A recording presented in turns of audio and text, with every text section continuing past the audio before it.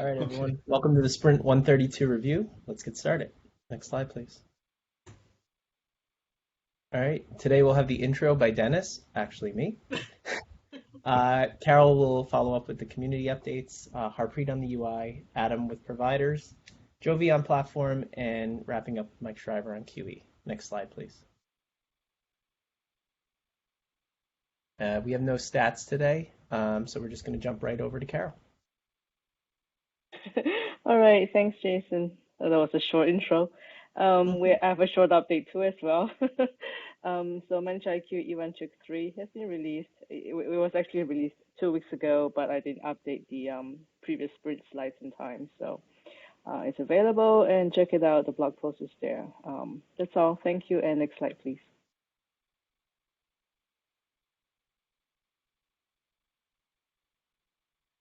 Hello, everyone.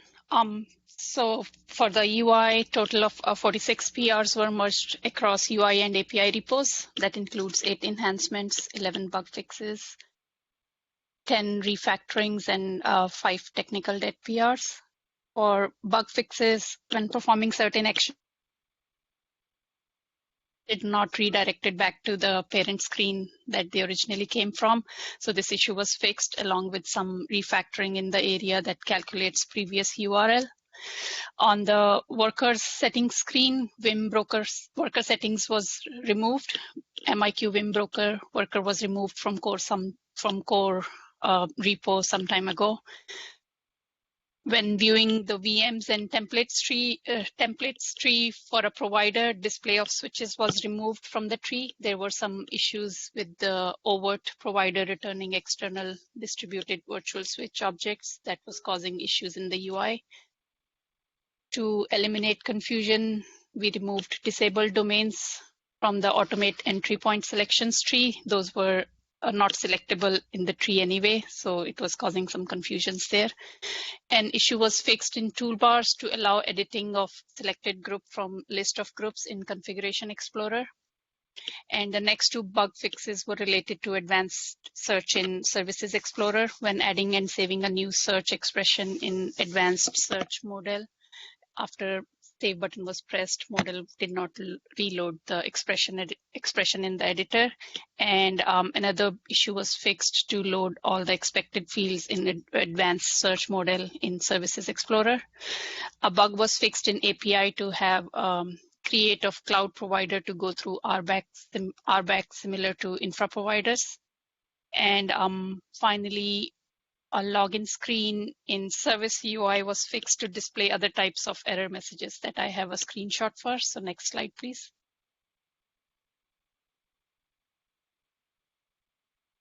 So here you can see examples of some of the login related error messages that can now be displayed on Service UI login screen. Previously, we were only catching and displaying error messages for 401 error. Next slide, please. So for enhancements in the API, a change was made to use service order cart object instead of service order base class to create an empty cart. Configured systems were exposed through API. Same was done for the configuration profiles, and these are also available as sub-collections. An API helper method was added to handle multiple sub-collection action identifiers.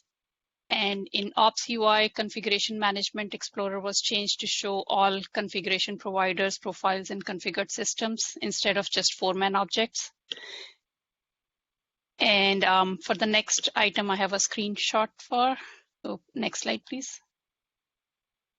So in order to fix a bug where all users were able to add, delete global filters, we introduced a new feature, Add Global Filters, that you can see on the left side of the screen, in a new section, Common UI Features.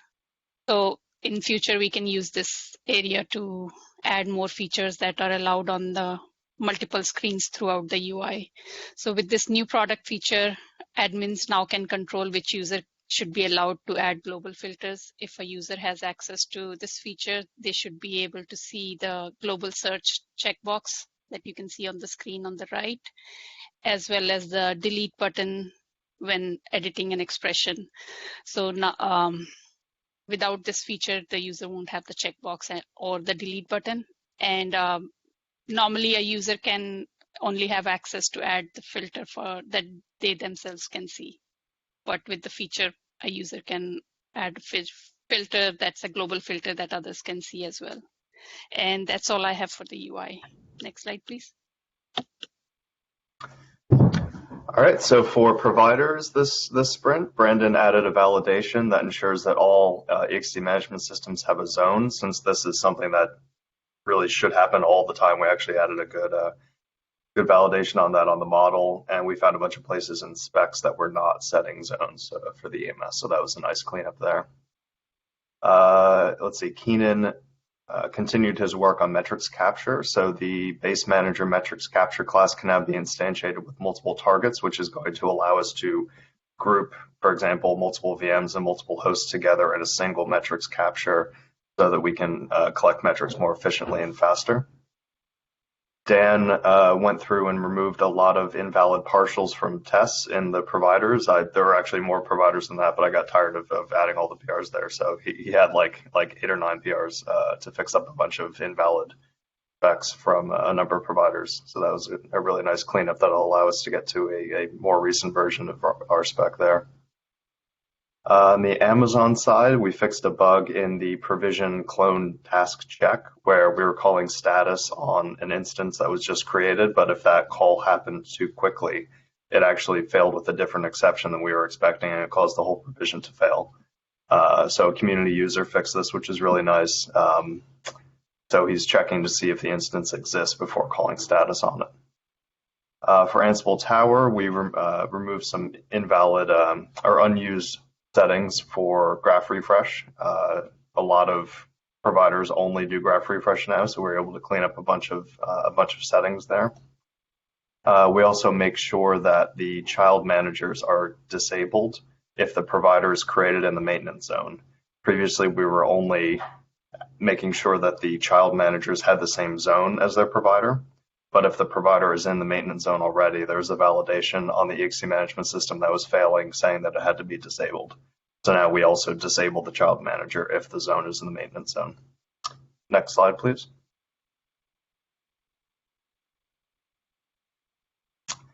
Let's see, Dan fixed an issue where an exception for timeout handling in Smart State was being shadowed by a previous rescue. So it was rescuing all exceptions, printing a generic error message, and then later on rescuing a more specific timeout.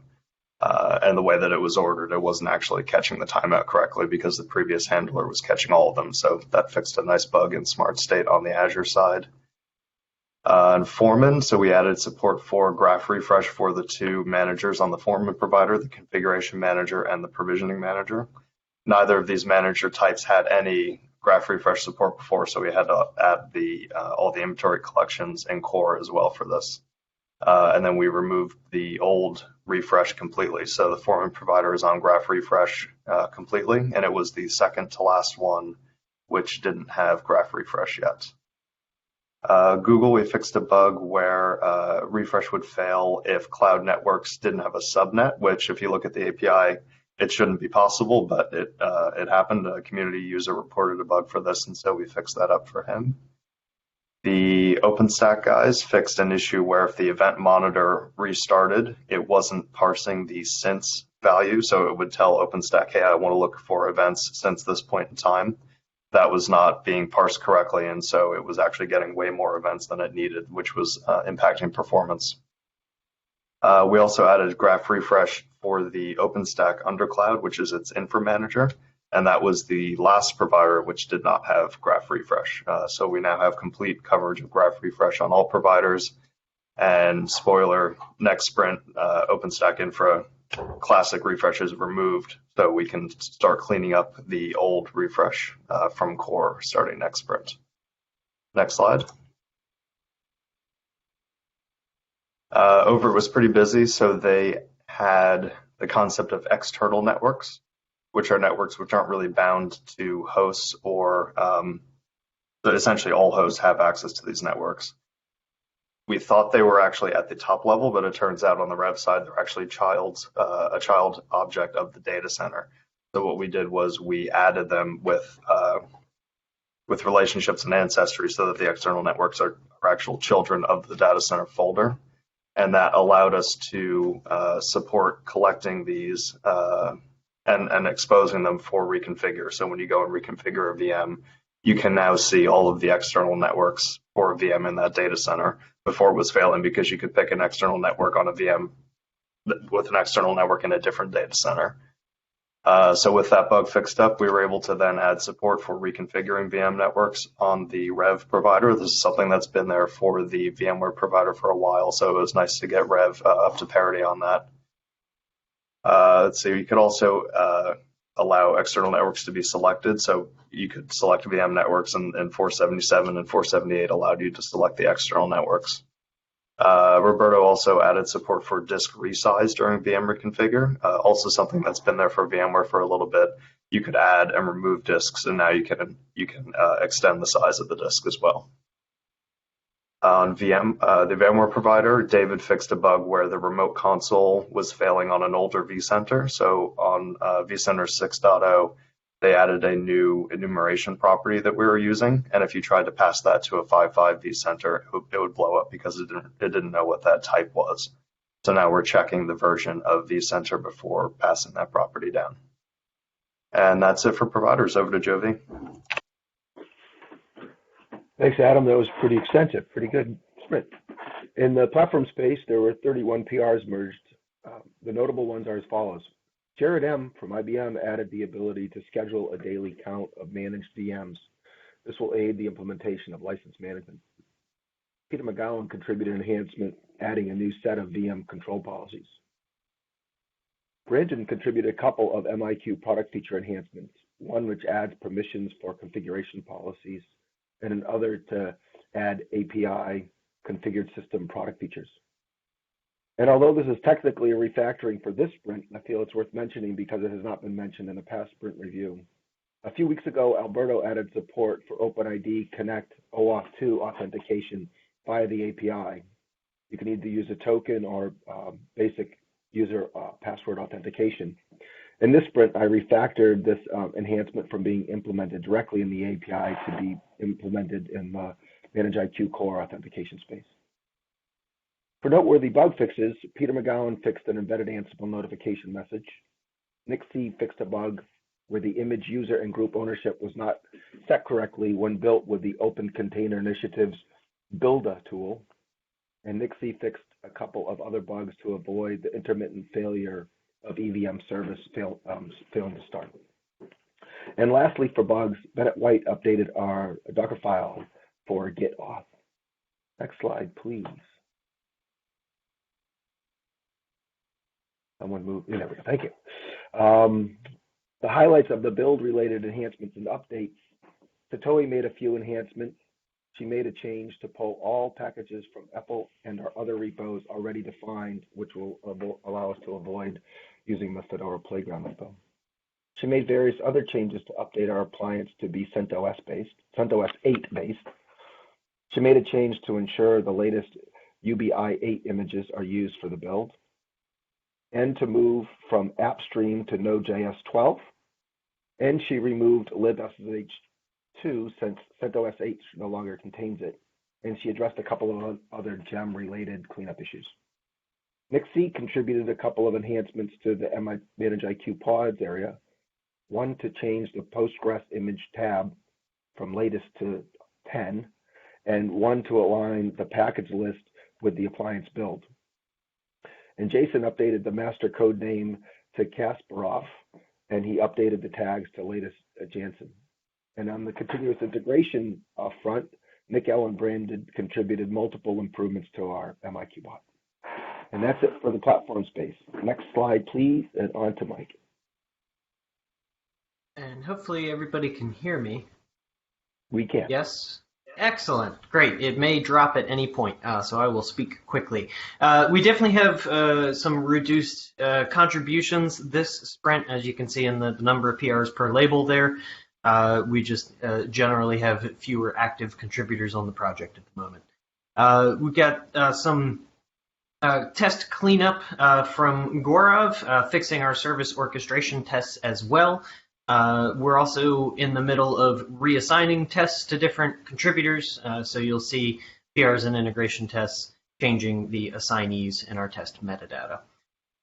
Nikhil added tests for overwriting the SSL certs during FreeIPA external auth configuration, making sure that those certs are replaced when they should be.